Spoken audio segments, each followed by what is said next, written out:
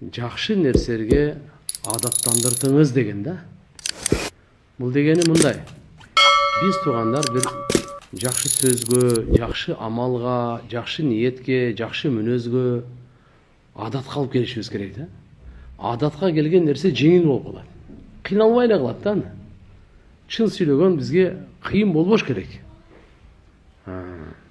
Жакшы мүнөз, жакшы ниет, жакшы иштерди кылуу бизге кыйын болбош керек. Намаз окуу, Куран окуу, зикир кылуу, кечирип коюу, садака кылуу кыйын болбош керек. Качан кыйын болбойт? Качан бизге адатка келип калсын бул. Биринчи бир жакшы иштерди кыла берсеңизчи, ошого чеберчилик пайда болот. Чеберчилик андан кийин ал анан сыпатка келет. Сыпаттан мурда эстегенде биринчи адат, анан сыпат. Адатка келгенден кийин анан сыпатка келип калат. Анан бир адам ал Пайгамбар саллаллаху алейхи ва саллям айтат го, бир адам чын сүйлөй берет. Бу чынчылдык буга сиңип калат. Алланын алдында чынчыл деп жазылып калат, бүттү. Чынчылдык буга сыпатына айланып калат. Мисалы, бир адам адат болуп чай ичет постоянно. Чай ичпесе анын башы ооруйт. Адатка көнүп калган да, адатка көнүп калган. Кудум ушундай бир адамдар бар, адамдарды маскаралаганды адат кылып алган да. Шылдыңдапчы үстүнөн күлгөн, жакшы адат эмес бул. Шайтандын адаты да. Ошого сүйүнүп жүрөт. Бир адамдар жалган сүйлөгөн, бир адамдар болор болбогон нерсеге күлдүрткөн. Бир адамдар ушундай кылып кыскасы айтканда жаман немелерди адат кылып алган да. Жок. Биз мусулманбыз. Биздин алдыбызда алхамдулилла улуу тарбияланган улуу сахабалар бар.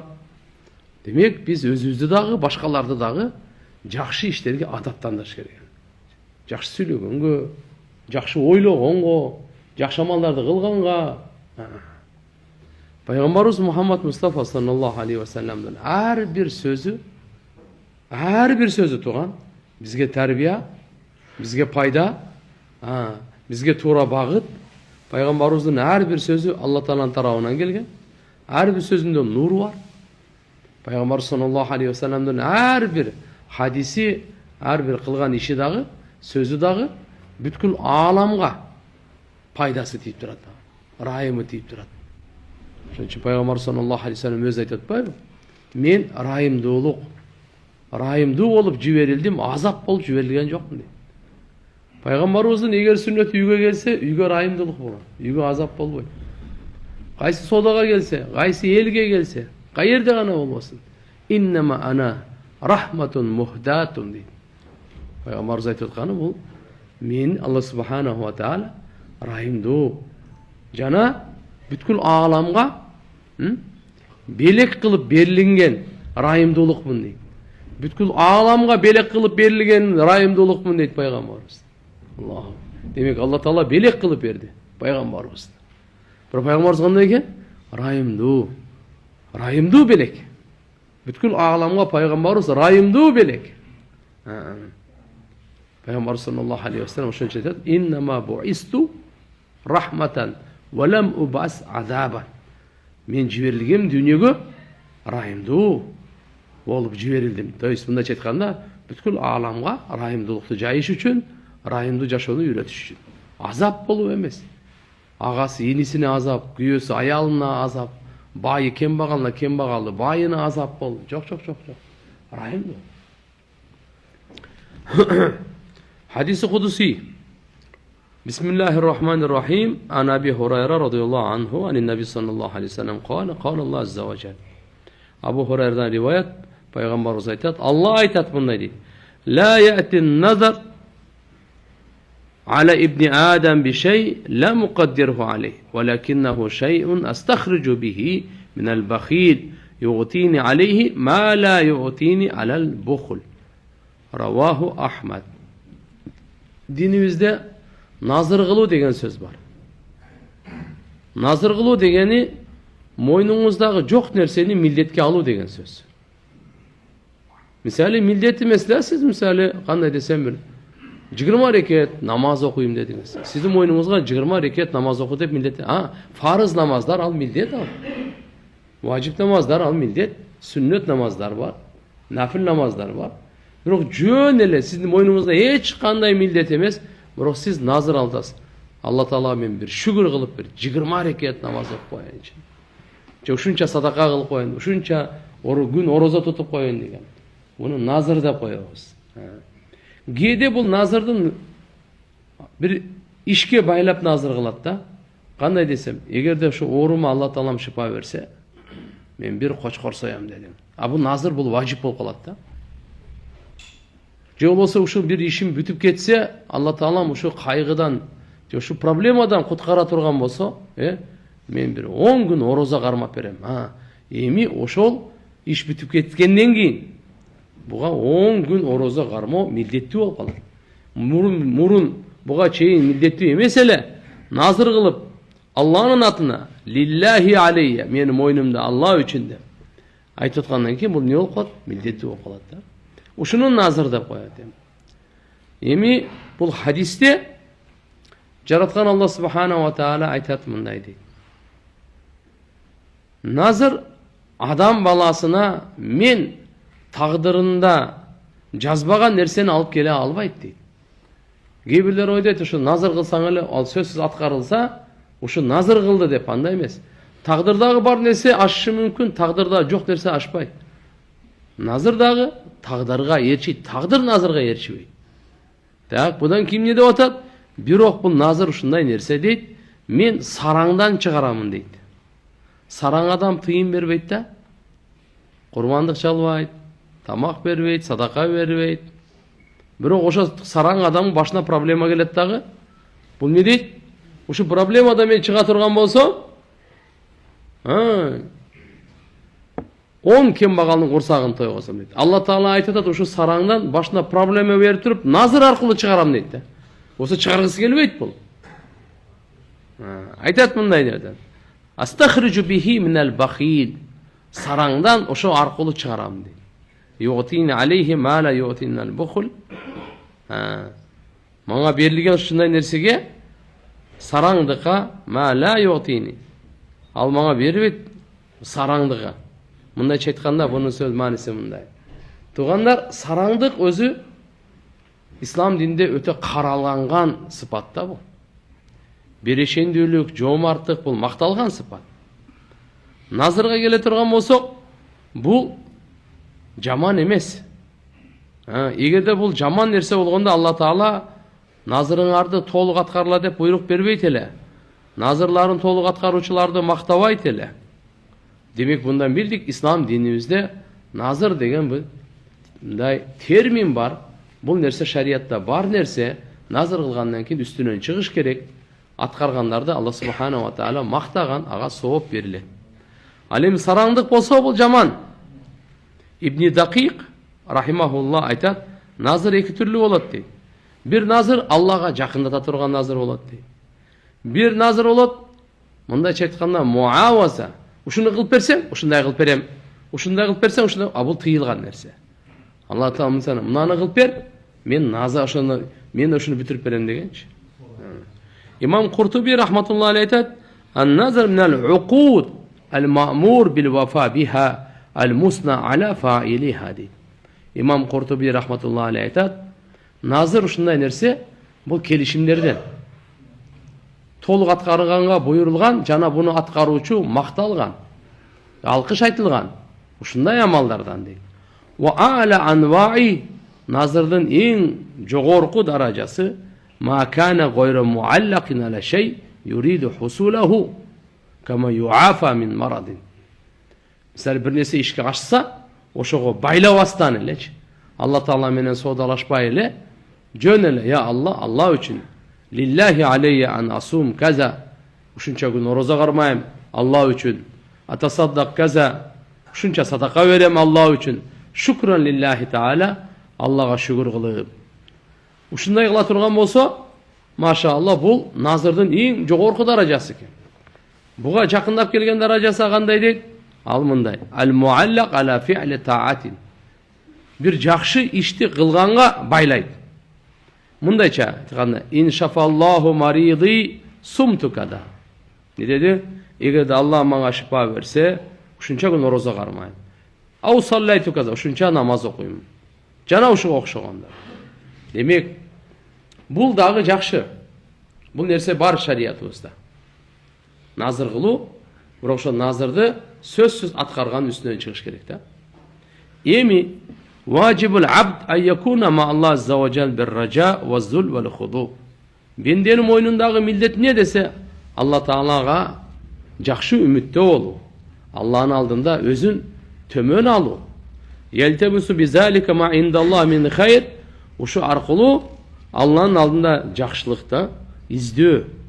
Амма хазал бахил, эми мына сараң боюнча айтып келсекчи, бул Алла Тааланын алдындагы нерсеге мынаны берсең мынаны кылам деп муаваза деп коет. Алмашуу жолу менен айтып атат да.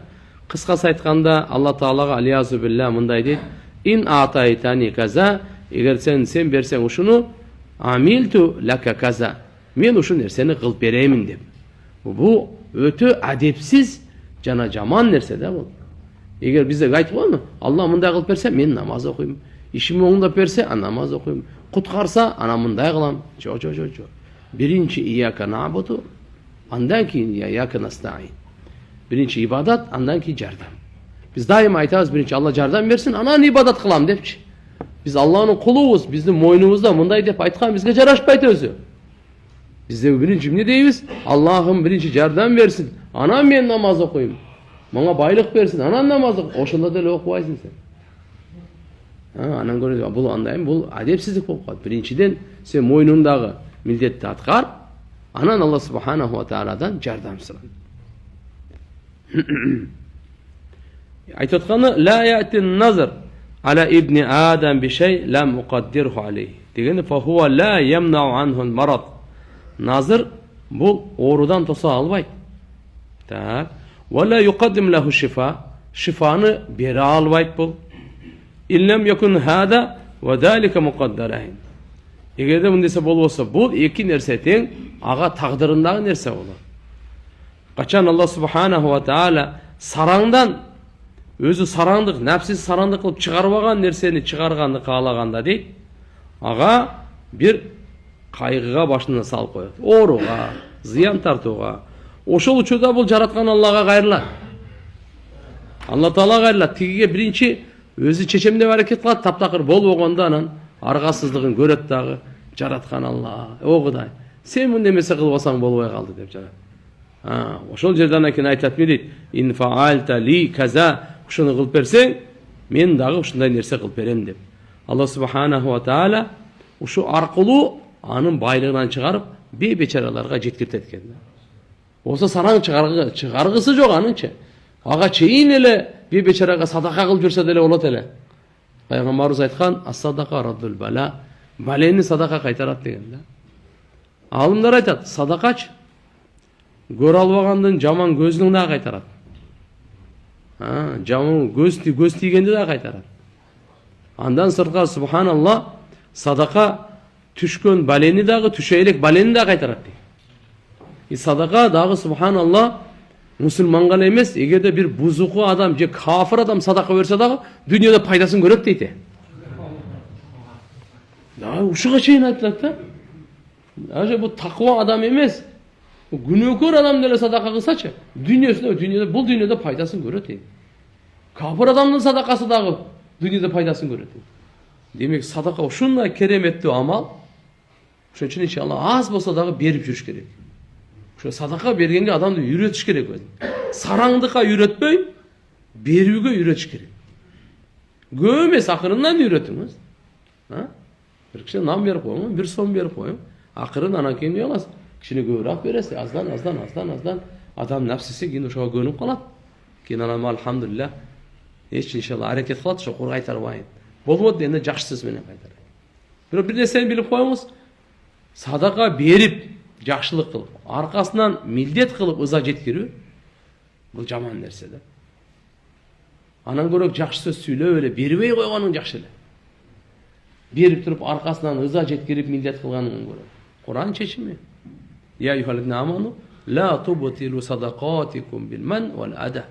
Ey imandılar sizler, sadaka menен tapkan sowaptoruңардын бардыгын бекер кетирбегиле. Жок кылып салбагыла. Эмне менен? Милдет. Эмне менен? ыза жеткирип, андай кылдым, мындай кылдым деп, же болбосо дагы жаманчылык жеткирип, ошентсең берген садакаң собо барды кетет экен. Бердиңби, унут. Алла үчүн кылдыңбы? Эми Алла үчүн унут. Аны берип алып, эми айта берип аркасынан. Биздин кээде ушундай шайтан ушундай кылып басып алат. Бергени биринчи бердетпейт. Берсе, ошону жоготконго шайтан аракет кылып, айтырта берет. Кылганы жакшылык бир эле жолу кылды. 10 жолу милдет кылды да. 10 жолу. Бир жолу жакшылык кылып, 10 жолу милдет кылды. Бир жолу жакшылык кылып, бир сооп тапты эле, 10 жолу кылып не кылып салды эми? Сооп эмес, дагы башкасын да алып алды өзүнө. Ошон үчүн иншалла, бирок бул кыйын нерсе болгону менен, напске оор нерсе болгону менен, туган бул Аллахтын өкүмү. Я айюхаллазина аману ла тубтилу садакатикум бил манни вал ада. Силер андай кылып, садака берген сооптор аты өтө улуу, бирок милдет кылып, ошо адамга ыза жеткирип, жок кылбагыла. Аны текке кетирбейли. Мунун сүрөтүн Алла субханаху ва таала айтат. Ай, бир сыпсыйда таштын үстүндө, эгерде кичине чаң болуп калса, катуу жамгыр келип туруп, ошо жамгыр жаап, ошо таштын үстүндө чаң калабы дейт. Кудум ушундай кылган садакаларыңдын эч кандай сообу сага калбайт деген сөз да. Мунун мисалын Алла Таала Куранда айтат муну. Мунун мисалы ушундай дейт. Сыйда таштын үстүндө бир аз чаң болуп калса, катуу жамгыр келип жааганда таштын үстүндө эчтеке бир дагы кыпын же болбосо чаң таппай калганыңдай, сенде да эчтеке таппай каласың. Бул бизге эмне экен? Ихластуулукка тарбия. Кылган жакшылыктын аркасынан, алхамдулилля, ошо кылган жакшылыгыңыз сообу сакталсын десеңиз, милдет кылбаңыз. Каулун ма'руф ау магфира хайрун мин садака ятбауха ада. Алла айтат. Жакшы сөз же болсо кечирип кой деп коюш, ушул садака берип артынан ыза жеткиргенден көрө ушу жакшыраак дейт. Садака бердиң, аркасынан милдет кылып ыза жеткиргенден көрө не жакшы экен? Каулун ма'руф. Жакшы сөз айтып кой. Мен бере албайм, кечирип коесуң. Ау магфира, мен кечирим сурап коюм. Мен кечирип коюңуз азыр бере алайын. Ушул жакшыраак дейт. Садака берип артынан ызаны коштогон. Артасынан ызаны ээрчиткен ага караганда.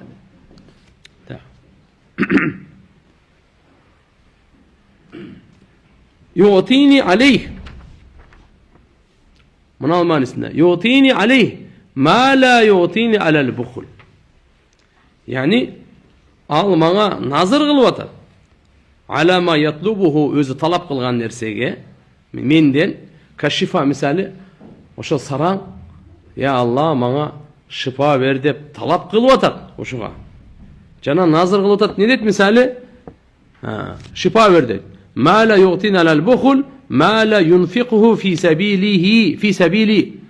Menin joluma sarptabagan nerseni. Ne üçün? Sebep al sarang nerse. Al sarang al. Demek sarаңдыка бербеген нерсени ал менен назыр кылып сурап атат дейт Алла субханаху ва таала. Сараңды бербей атат да, Алланын жолунда ушуну берсе болот эле. Эми не кылып атат? Ал болсо менен ушу назыр кылып ушуну сурап атат дейт. Алла субханаху ва таала ушу аркылуу сараңдан дагы акча чыгартырат экен да.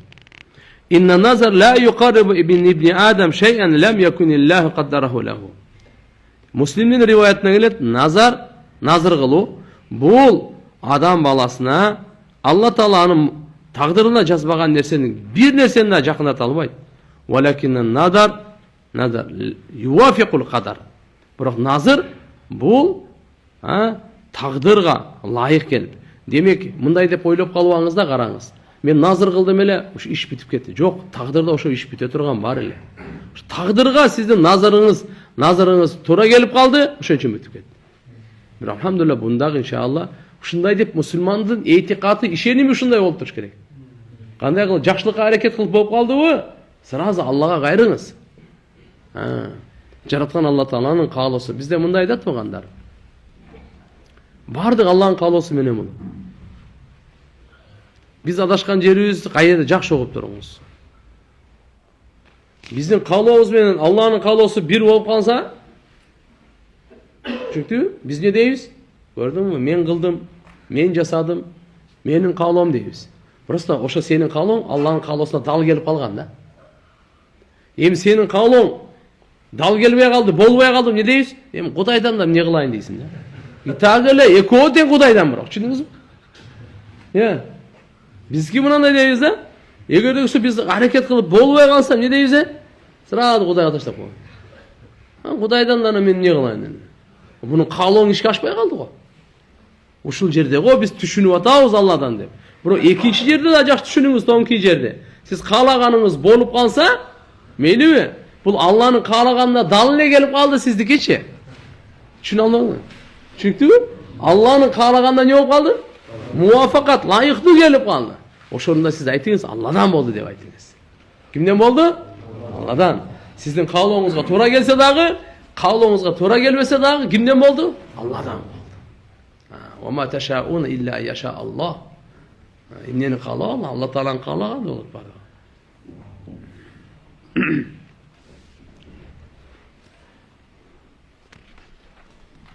عن أبي هريرة رضي الله عنه عن النبي صلى الله عليه وسلم قال قال الله تعالى بلد أبو هريرة رواية بيغمبر صلى الله عليه وسلم أيتات الله أيتات ثلاثة أنا خصمه يوم القيامة رجل أعطى بي ثم غدر ورجل باع حرا فأكل ثمنه ورجل استأجر أجيرا فاستوفى منه ولم يعطيه أجره. Allah Teala aytат, 3 нерсе бар экен да туугандар. Кимде ошо боло турган болсо, кыямат күнү мен ал менен талашамын дейт. Аллага талашса, ким ага туруштук бере алат? Эч ким бере албайт. Биринчиси, бир киши дейт, мага өзү убада берип, кийин кыянат кылган. Убада берип туруп кыянат кылган. Убаданы келишимде сындырган. Бул жерде адам баласы ант берип, жо болбосо убада берип, кийин ошонусун буза турган болсо, тескери чыга турган болсо, туугандар, бул Алла Таалага жакпаган амал.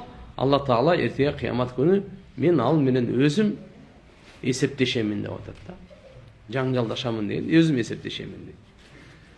Убаданы келишимди сындыруу, туугандар, кыянат кылуу, толук аткаруу, бул өтө жамандалган сыпат.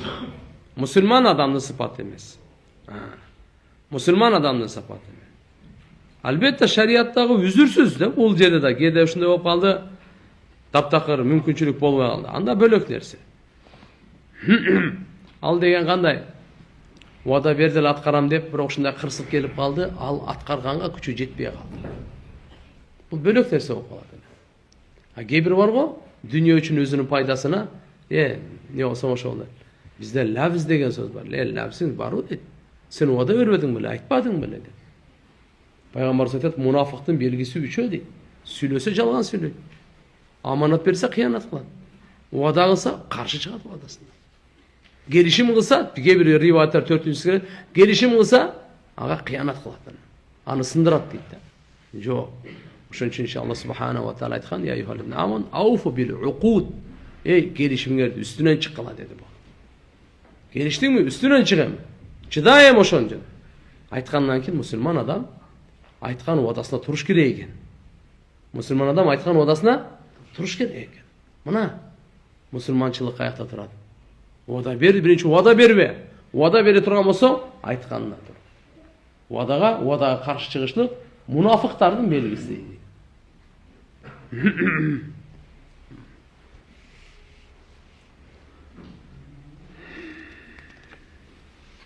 Экинчисичи варожулун баа хурран фаакала самана. Астагфир, ушундай да болуп калган. Бир кул эмес. Алхамдулилlah, азыр кулдун доору жок азыр. Тирүү жакшы эле адам, азат адам, ошону сатып берип акчасын жеген. Угуп калсаңыздар керек, мына паланчаны сатып берип, мынанча жылга иштетип, акча алып. Мына ошол акча жегени арам.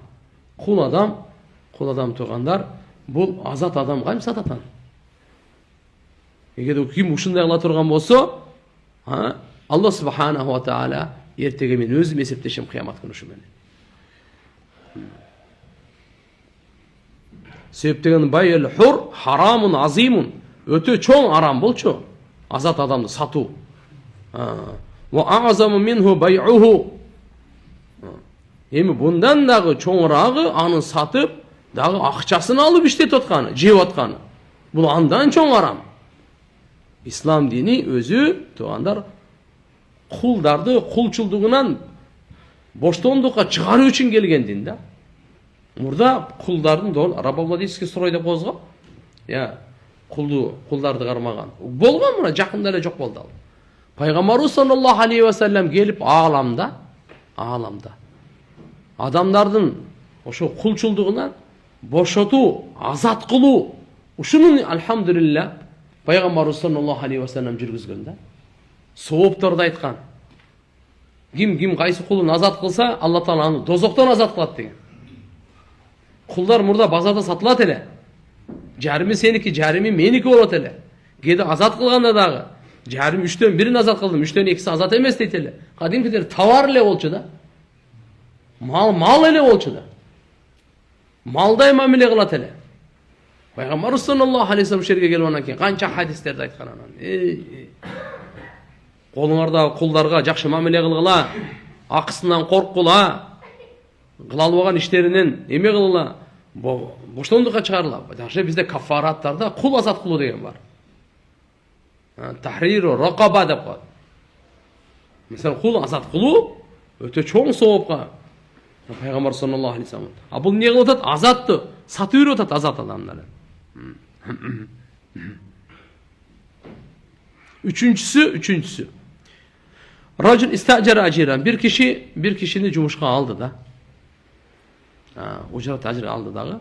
Fastawfa minhu ve lam yu'ti acrahu. To'liq iş alıp turup anam ne kıldığını akısını bermey koydu. Allah aytadi, ertege men esepteşem uşu adam menен. Misali svetonlogонго, же болбосо bir santexnikti aldыңыз, же бирөө красkalap бергенге, же кыш койгонго, же bir нерсе тазалап бергенге, кандай гана кишини ишке алдыңыз, акысын берем депчи. Бербей койсо, чатак болот. Кээде бизде ушундай болуп калат. Сен мына мен айткандай кылбай койдуң, мен сага 1 сом бермейм. Жок. Болбоду дегенде анда сен айткандай кылбай койсо, айткан канча кылды, ошонун акысын берип кой.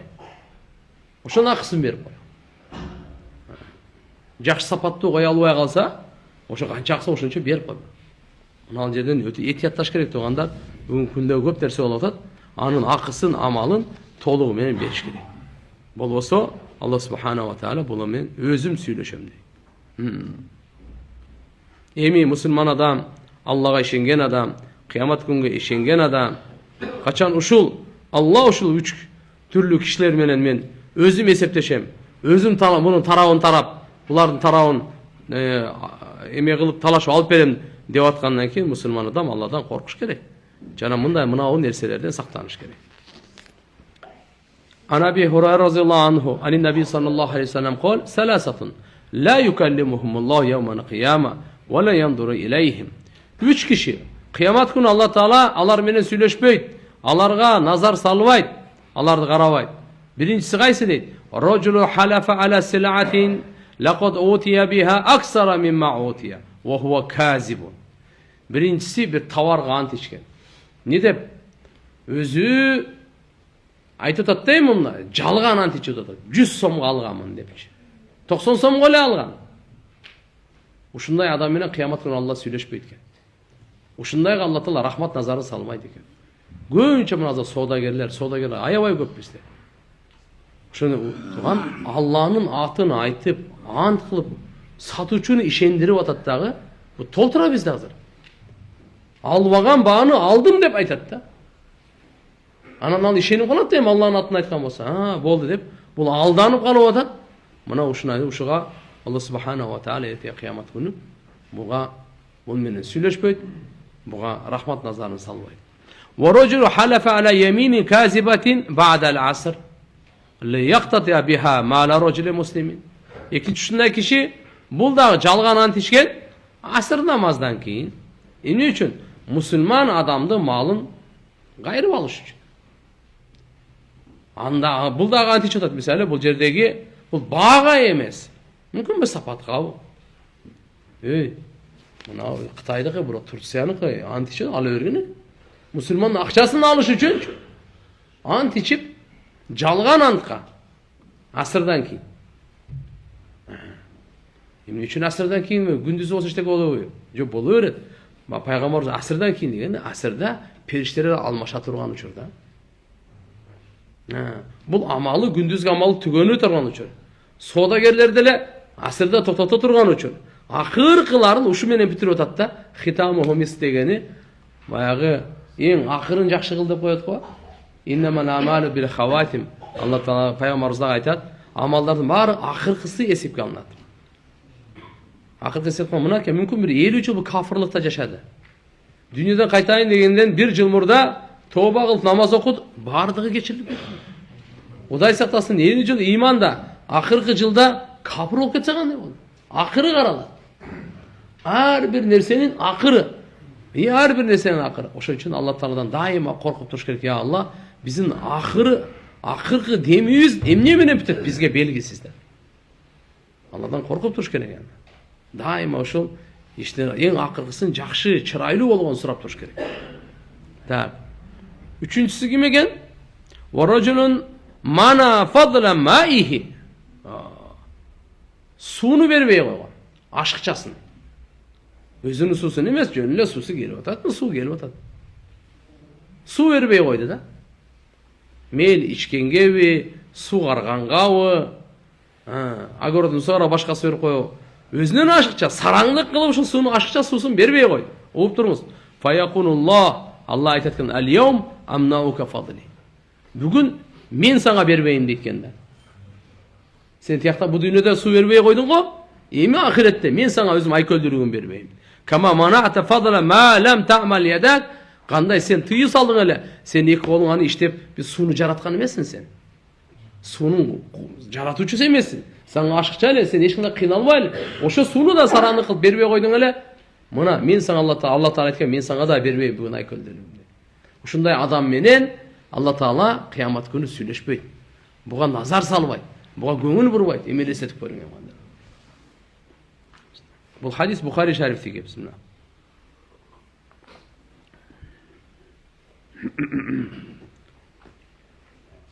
Оңуз не дейт? Кейбір риваятта келет. Ла юкаллимухумуллах ва ла яндуру илейхим. Кейбиринде ва ла юзаккихим ва лахум адабун алим. Азыркы 3 киши бар го? Кайра кайтып келебиз азыр бул сөзгө. Алла Таала алар менен сүйлөшпөйт. Аларды карабайт. Аларды тазалабайт. Алар үчүн жанчыдагы азап бар.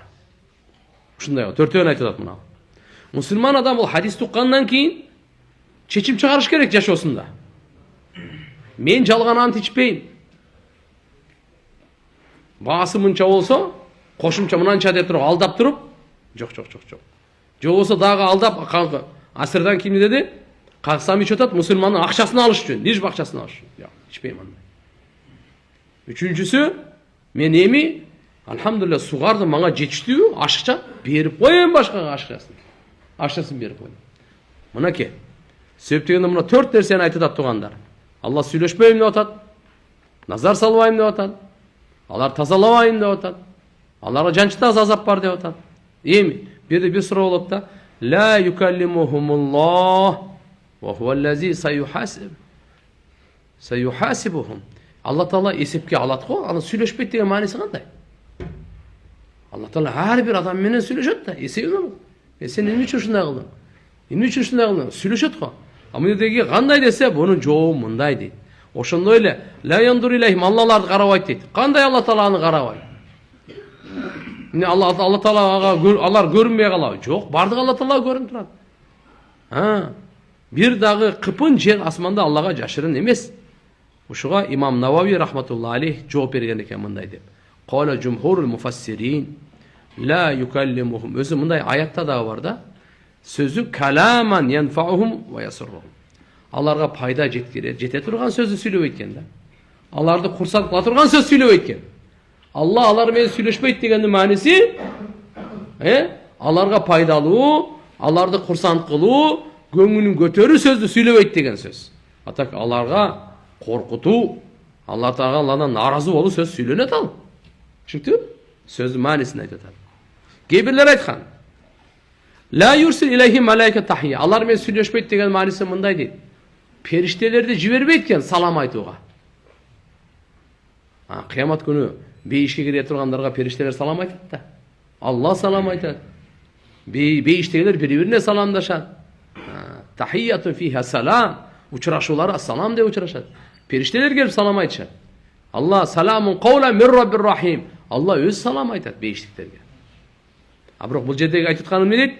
Ошо саламдаша турган, салам айта турган периштелерди жибербейт деген мааниде. Вала яндур илейхим, аларга карабайт деген мааниси, Алла Таала алардан жүз үйрөт. Мындайча айтканда Алла Таала бенделерин кароосу мааниси райымдуулугу, боорукерлиги. Демек Алла Субхана ва Таала аларга рахмат назарын салбайт деген сөз. Боорукерлик назарын салбайт деген сөз. Үчүнчүсү вала юзаккихим, яни аларды күнөөлөрдөн тазалабайт. Бейишке кириш үчүн күнөөлөрдөн тазаланыш керек эле. Бейишке күнөөкөр адам кирбейт. Тазалап туруп, күнөөсү болсо да бул жактан тазалап анан киргизет. Пайгамбар саллаллаху алейхи ва саллям хадистери бар го. Кимди жүрөгүндө кыпын барабар текеберлик болсо, бейиштин жытын жыттабайт дейт. Бирок ал мусулман эртеби кеч бейишке кириш керек. Эмне кылыш керек десе, токтоп тур, тазалайт, анан киргизет дейт. Бул жактагы бири-бирине мамилелери болгон алды бердилери, өч, гектер бар го, бардыгын эсептештирип, анан кийин Алла бейишке киргизет. Ага чейин киргизбейт. Даже мынага чейин айтылат, эгерде кафырда дагы акысы болсо, кафырдын бересесин алып койгонсун, бейишке киргизбей турат. Ошонун акысын алып бермейинче. Ал дозоку, все, дозокко кетти, мен кете берем, андай болбойт. Акын алып берет, анан бейишке киргизет. Бирөөнүн акысын жеген болсоң, мейли мусулман эмес, даже кафырдын акысын жеген болсоң, Алла эсептеп алып берет, анан киргизет. Ошончо туугандар, мына жерде ушу бирөөнүн акысынан коркойлу. Акысы деген эле сөзсүз эле бир буюмун алып, акчасын алып эмес. Бирөөнүн ушуну акысына киргенден коркойлу. Бирөөнүн акысына кирип кандай болуп атат? Ошону ушактап атасың сен. Анын үстүнө маскаралап атасың. Жаман ат коюп атасың. Шылдыңдап карикатурасын чыгарып атасың. Мына Алла Субхана ва Таала буну ачыклары тыйып салган. Гыйбат ла яктаб ба'дукум ба'да. Мына бирөөнүн акысы. Бирөөнүн абирине кол салба деген сөз. Үч нерсесине кол салбаш керек да. Канына, макулбу? Малына, мал мүлкүнө, жана абирине. Жаны, малы, макулбу? Жана абири, абыройуна кол салба. Бирөөнүн абирине кол салба. Ал куник болобу, кандай болсо да. Кейбір риwayatlarda келет, субханалла. Бір сахаба қоңырық тартып уктап аткан экен. Неде? Қоңырық тартып. Мына жакта экөө ана қоңырық тартып атат деп коюп бердим, айыбын айтып койдум. Ошого аят түшкөн, ушактабагыла депчи.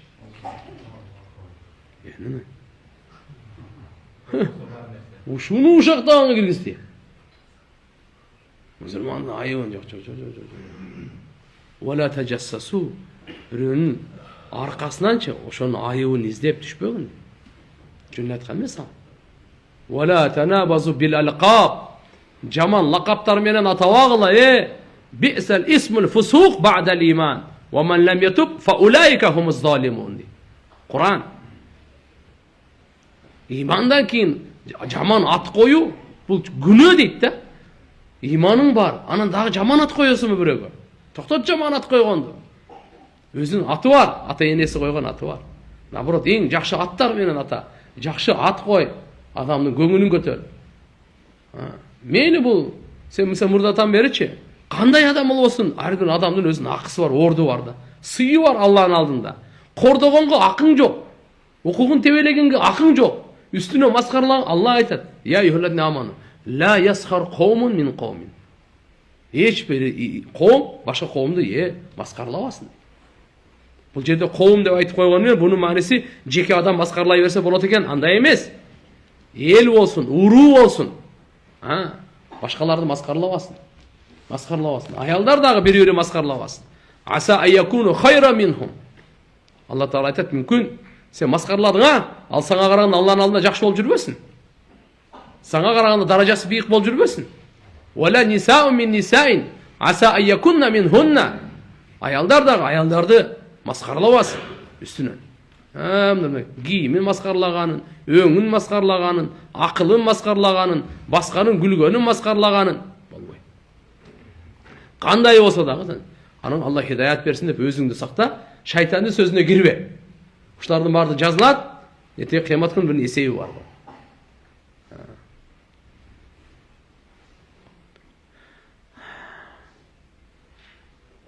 Азабун алим. Хо-хо-хо. Көп жердечи, Курандачы, азабун алим. Мыналарга да ушуну азабун алим деп атат да.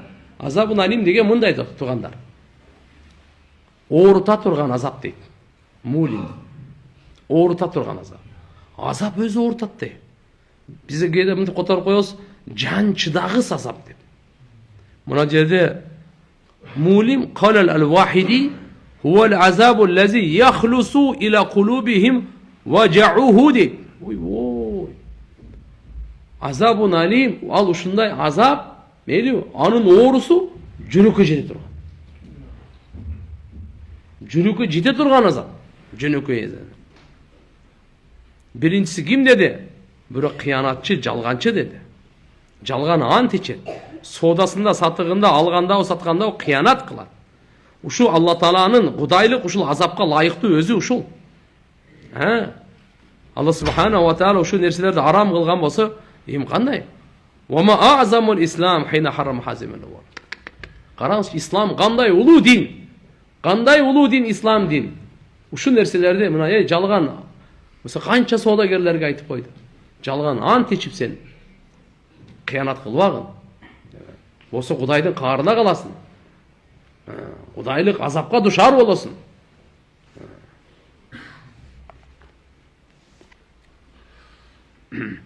Ва таваада фаилах бихазал ваид. Ушул жаман коркунуч менен Алла Субхана ва Таала коркутат ушу кылган. Эмне үчүн?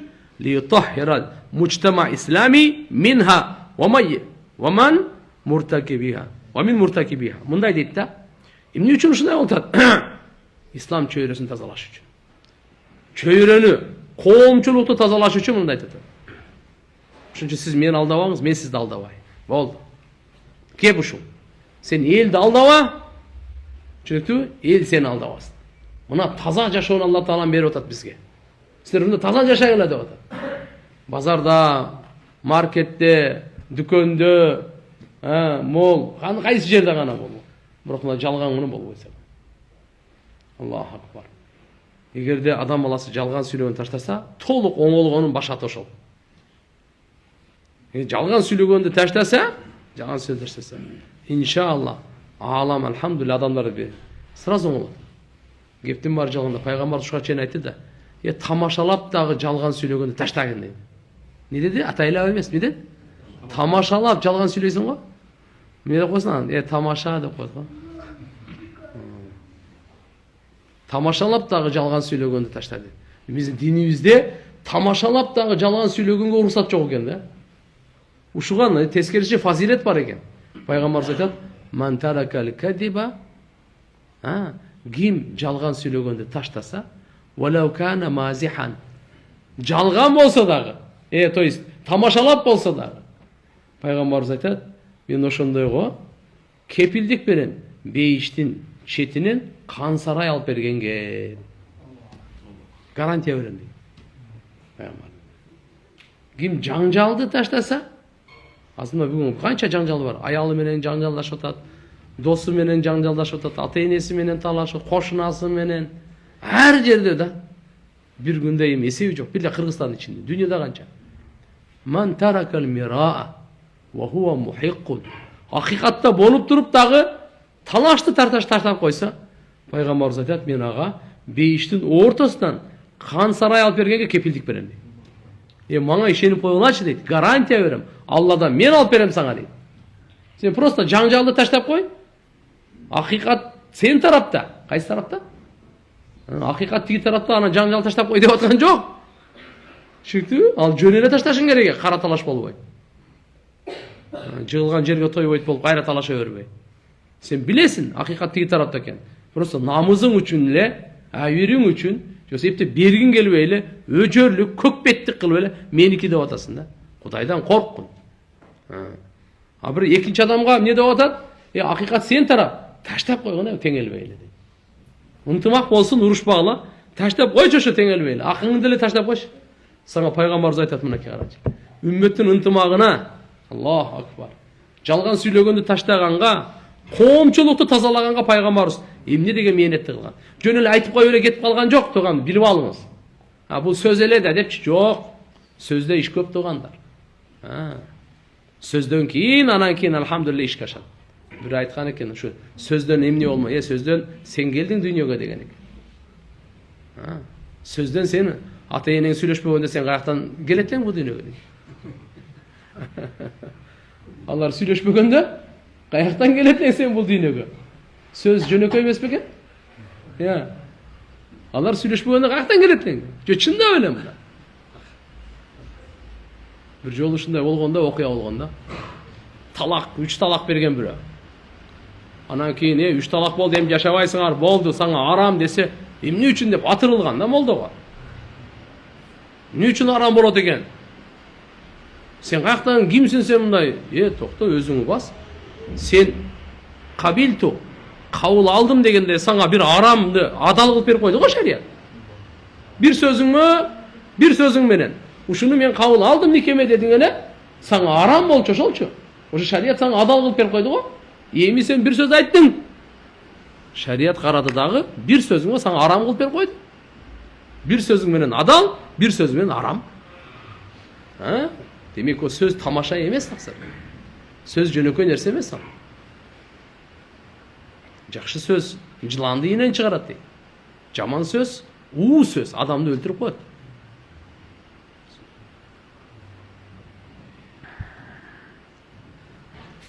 Мынаке, пайгамбар саллаллаху алейхи вассалам не деп атат? Жөн эле жалган сүйлөө эмес, Аллага таянып туруп, Алланын атын колдонуп анан жалган сүйлөп атат да. Мына Кудай көрсүн, Кудай көрүп турат. Дагы ушундай сөздөр көп да. Жок тугандар. Да биздеги эмесми, чет мамлекетте, башка элдерде да eyvallah, eyvallah. Ант içe öğretin Allah'ın. İmam Şafii rahmetullahi aleyh çın sözünü dağı, hakikat sözüne dağı ant içken emez de. Allah'ın atın her jergeli koldangongo bolmoydu. Allah'ın atın hurmatı var. Даже çın bolsa da ant içme deydi de. Çünkü Allah'ın atın hurmatından Allah uşağa çeyin saklangan çın sözge dağı gedi ant içke duruysa dağı ant içmeydi. Olsa ruhsat bile kardeş, ruhsat bolacak. Адам атабыз, оба енебиз шайтанга алданып калган себеби ушу. Алланын атын айтып туруп ант ичкен да шайтан. Алар ойлоду да Алланын атын айтып атса, хоп, бунуку чын болсо керек депчи. Алданып калды да. Сен азыр деле бирөө Алланын атын айтса, ой, кандай улуу атты айтып келди. Ишенбесең болбойт. Сөз ишенишиң керек. А тиги шайтан турушу менен шайтан. Ушундай деп алдап атат да. Алланын атын айтып туруп.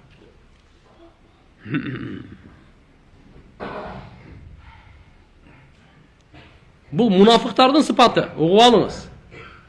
Жалган ант ичип, ошо буюмун саткан, же болбосо мынанчага турган деген. Алдап мунафыктардын иши дейт. Куранда мындай дейт да: "Иттахаду айманахум джунна." Мунафыктар өздөрүнүн анттарын калган кылып алган.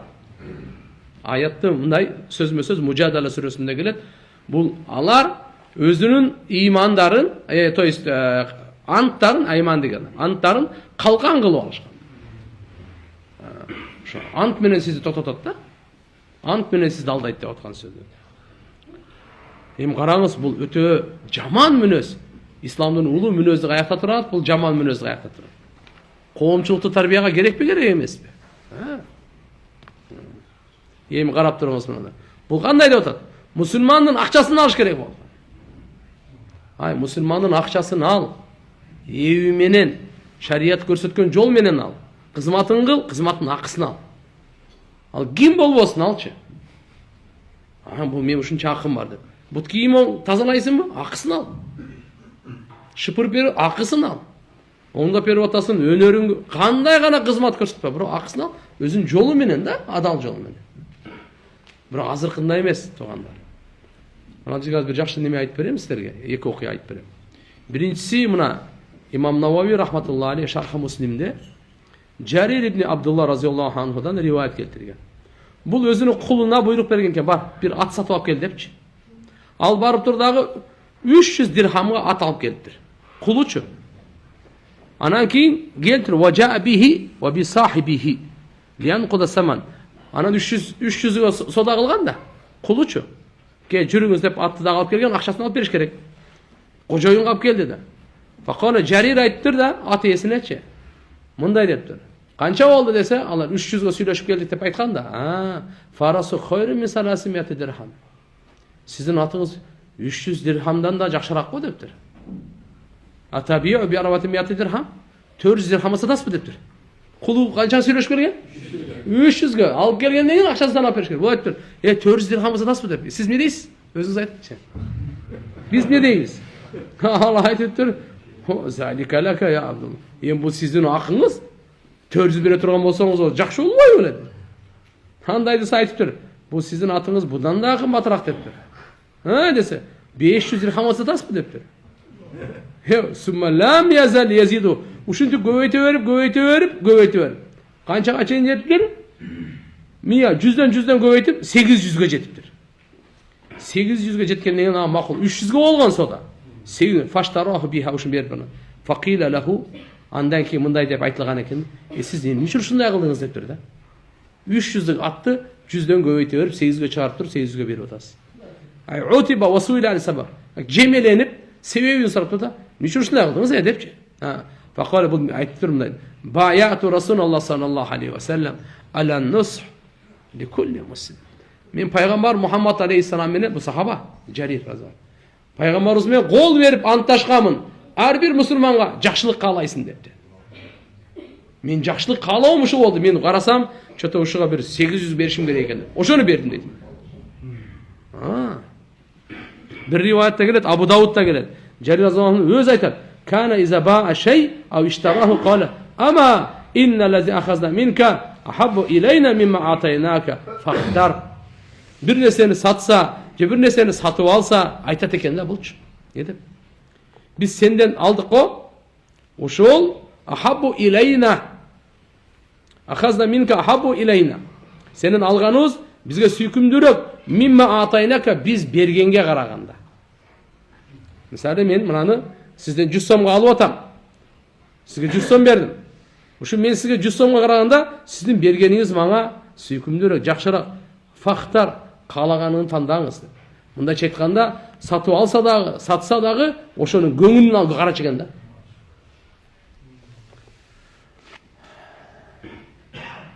Маулана Сайид Ахмадхан сап рахматулла алейх. Улуу алымдардан. Bir kişiye ошо дайым ошо сода кылганда, биз айтабыз го, содалаш керек деп, 3 жолу содалаш керек деп коебуз го. Анан түшүрүш керек, береке ошондо дейбиз го. Анан канын чыгарганга чейин алып барабыз го. Силкип эчтекеси калбай калгандан анан бер дейбиз го. Анан о катууруш экен да. Эмне үчүн сен өзүң пайдаң ойлоп, тигинин пайдасын ойлоп отуң депчи. Бир да ушунчалык ушул эме кылганда, бул араб мамлекетинде Maulana İlyas rahmetullahi aleyh'in oң қолы болған да. Даватты көтерген киши ошол болгон. Maulana Сайид Ахмадхан сапар. Өмүрүндө кимден эм нерсе алсачы, канча? 50 сомбу? 55 сом берген. Арзан берген эмес экен. Сурагандан көп берген экен да.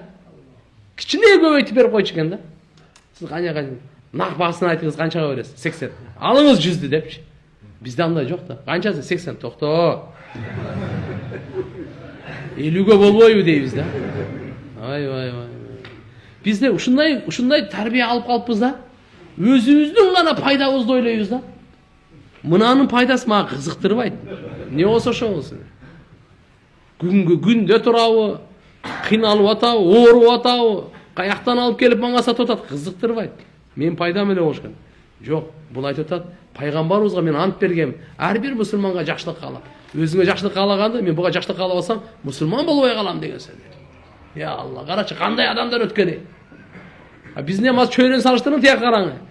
Алар деле бизге окшогон, эки көзү бар, эки кулагы бар. Бирок алар каяктагы адамдар, баалуулуктар, кандай таза адамдар, кандай жүрөгүнөн жакшылыкка толгон адамдар. Буну эмне үчүн айтып атабыз? Ушуну угуп коюп анан кетип калайлы? Жок. Қолдан келсе кичинеден ишке ашырганга аракет кылайлы. Кичинеден аракет кылабызбы? Базарга барып не кылабыз? Ошону айткылайбы биягы? Машалла. Алла разы болсун иншалла. Ушуга бир амал кылып коелу, эртеге кыямат күнү дагы ушуга мен амал кылдым эле дегенге жарашсын да.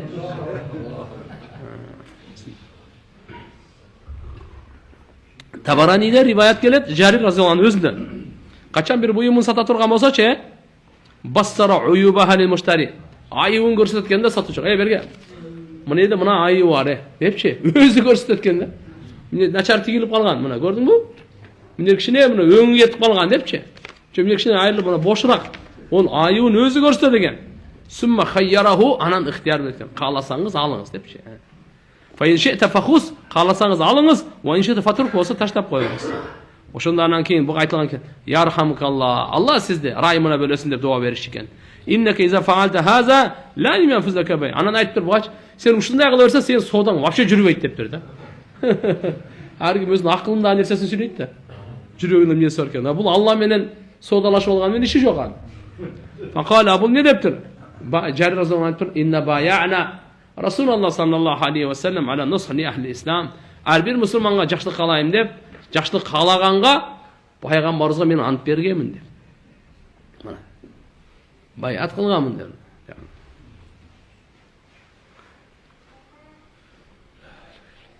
La ilahe illallah. Екіншісі қандай болды эле? Мұсылманды малын алыш үшін, ақысын алыш үшін, Алла Тааланың атын айтып, қарғанып, антташып деген әр нәрсе кылып атат. Асыр намаздан кийин силерге айтып бердик мынакей. Адамдын амалы, ошо күндүн амалы асырда бүтөт, ошо мөр басылат. Ошон үчүн асыр намаздан кийин деди. Үчүнчүсү, суу бербей койгонду карап туруңуз, эмне деп атат? La ilahe illallah, la ilahe illallah. Сахабалар, тугандар, суу бербей койгон тиякта турсун, өзү чаңкап атканда өзүнүн суусун берет эле. Буну исар деп коет да. Угуп алыңыз. Эң биринчи инсаф, андан кийин ихсан, андан кийин исар. Бул сөзүн чечмелеп берип коеюн. Инсаф бул адилеттүүлүк. Инналла я'муру бил адл. Алла Таала адилеттүүлүккө буйрат. Адамгерчилик адилеттүүлүктөн башталат. Адилеттүүлүккө барып токтобойт, башталат. Андан өсөт. Адамдын адилеттүүлүктөн ылдыйкысычы ал инсанчылык эмес, айванчылык ал. Инсандык сыпат адилеттүүлүктөн башталат. Биринчи кадам адилеттүүлүк. Азыркы ааламдагы акыркы кадамы адилеттүүлүк да. Ислам ошол жерден башталат. Түшүнөсүзбү? Андан кийин ихсан деген бар. Адилеттүүлүктөн жогору турат. Сиздин акыңыз 10бу? 12-ни алың таксыр. Ихсан дейт буну. Акысына караганда өз канча акысы бар, ошодон жогору сыйлап коюу, жогору берүү. Да. Үчүнчүсү исар деп коет. Исар мындай турган. Бул ихсандан дагы жогору да. Ихсандан дагы жогору. Bir нан берди, bir нан берип койдум. Бул адилеттүүлүк. Макулбу? Bir нан берди, 2 нан берип койдум. Бул не экени? Ихсан бул. Түшүнүктүүбү? Не болду? Ихсан бул. Эми карап туруңуз. Нан меники.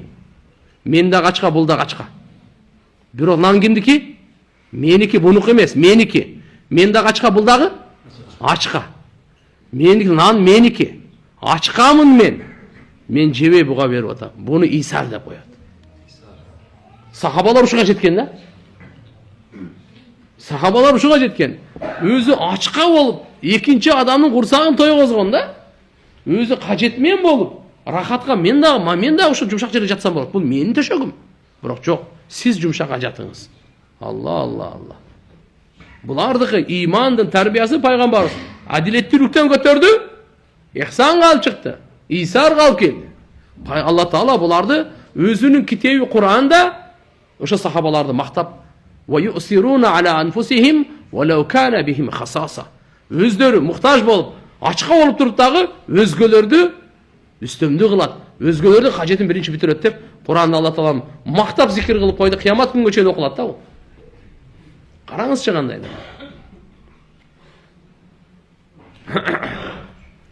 Не деп атат?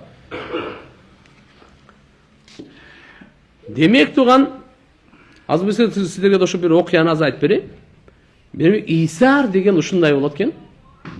Өзүнүн кажети болуп туруптур. Эми бир суроо да. Бир суроо. Мен ачкамын, бул дагы ачка, мынан кимдики? Меники. Ачка болуп буга берди. Бери алды да. Макулбу? Эми мен токмун. Негене? Мен токмун. Бул ачка, нан меники. Береби бербейби? Ачка болуп бери алган, ошого ыйманы жеткен, күчү жеткен, адамгерчилиги жеткен, курсагы ток болсо, жөн эле берет да буга. Жөн эле бере бербейби? Биз эми кайсы доор жашап атабыз айтып берейинби? Капа болбойсуңарбы? Бул ачка, мен ток, нан меники. Зорго кичине бир жарым сындырын таптып эле алып кел деп алып алдым. Биз мына доордо жашап атабыз. Эми түшүнүп алыңыз, ыйман каякта? Ыймансыздык каякта? Өзүнө жетет. Дагы ач көздүк ушуга дагы кичине нанын да ыра көрбөдү.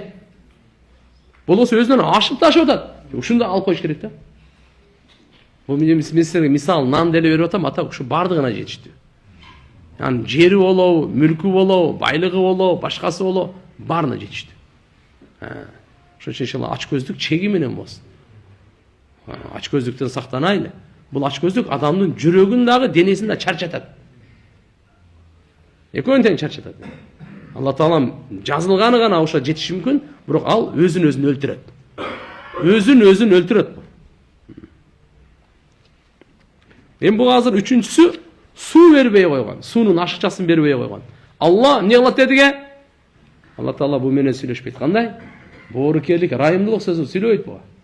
Буга пайдалуу, курсант боло турган сөз сүйлөбөйт. Буну назар, рахмат назары менен, райым назары менен буга карабайт Алла Таала. Буларды күнөөлөрдөн тазалабайт Алла Таала. Жанчыдагы сасап бар ушуга. Кимге? Суунун ашыкчасын бербей койгонго. Угуп алыңыз. Азыр мынакей, быйыл кичине бизде башталды. Bundan ары су проблема күчөйө берет. Су бүткүл дүйнөнүн проблема номер 1 болот. Болуп атат, болот бул актуал.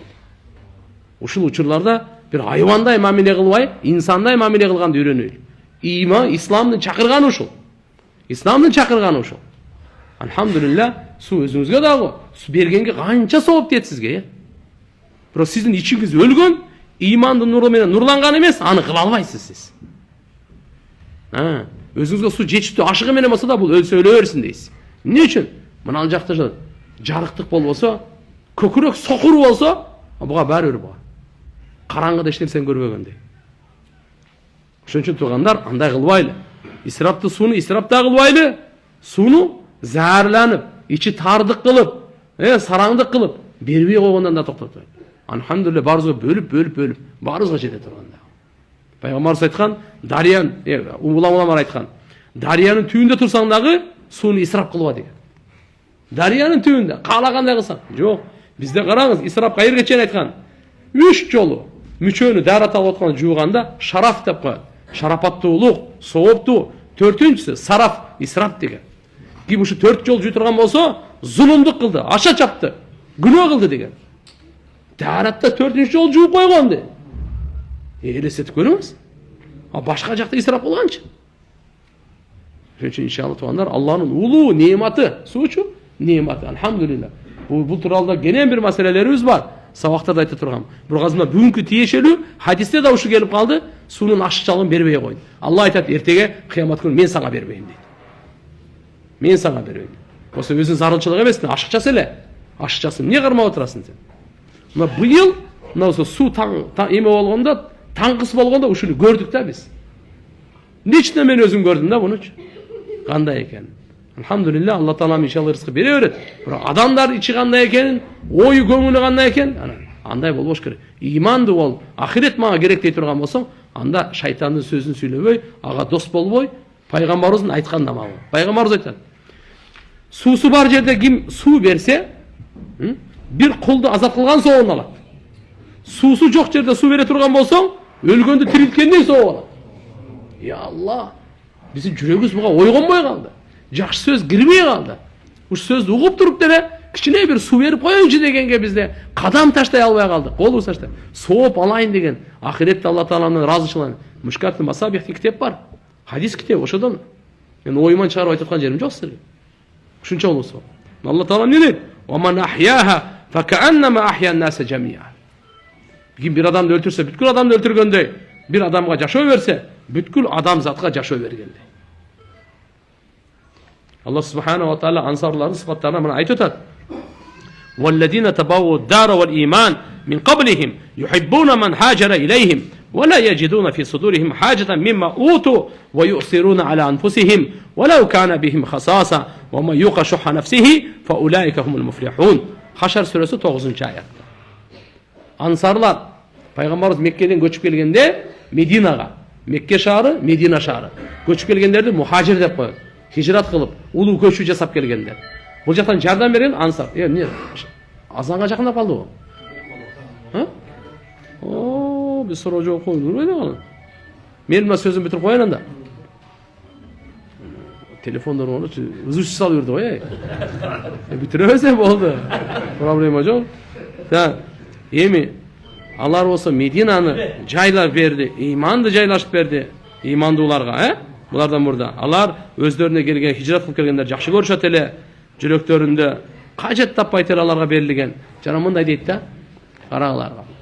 Алар ачка болсо дагы, кажетман болсо дагы өзгөлөрдү өздөрүнөн жогору коет эле. Жана кимде ким өз напсисинин сараңдыгынан кутулсачы, ушул адамдар ийгиликтүү деді. Агай мусулман бир туугандар, иншалла буга кийин улантып беребиз. Жараткан Алла субханаху ва таала барыбызга тауфик берсин. Бирок биз